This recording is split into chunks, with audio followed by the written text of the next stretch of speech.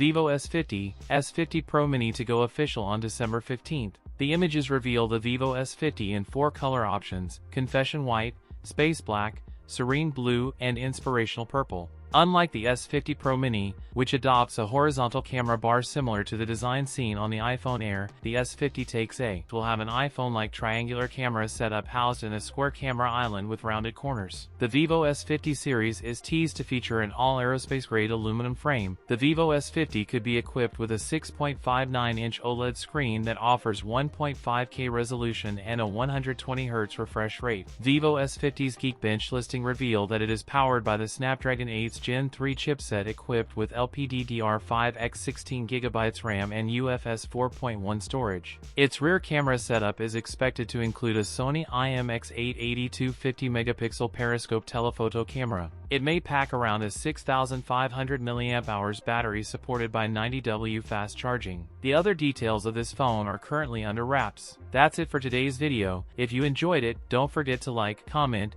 and subscribe for more content. Thanks for watching, and I'll see you in the next one.